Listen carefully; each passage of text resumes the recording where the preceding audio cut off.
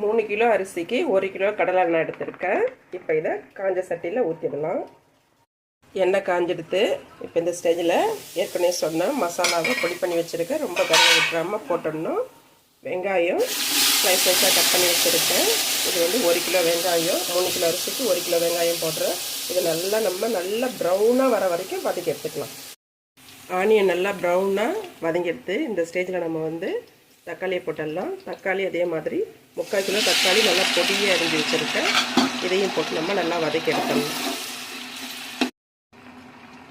தக்காளி நல்லா குழஞ்சி வதங்கிறதுக்காக கொஞ்சமாக சால்ட்டு சேர்த்து வதக்கி எடுப்போம்.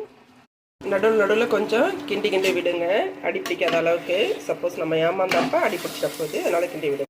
1/4 மணி நேரம் கறி நல்லா வெந்து போச்சு. இந்த ஸ்டேஜில் நம்ம தேங்காய் பாலோட அரிசி ஊற வச்சுருக்கிறோம். இதை இதில் ஆட் பண்ணிடலாம்.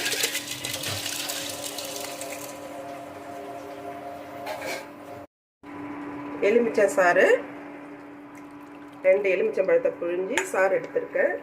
இதை நம்ம இதில் சீடெல்லாம் ஃபில்ட்ரு பண்ணி ஊற்றிக்கலாம்.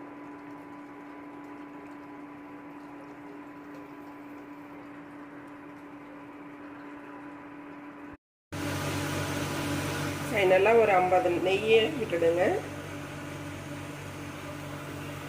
இல்லை தான் இதில் ஆட் பண்ண வேண்டிய பொருளுங்க.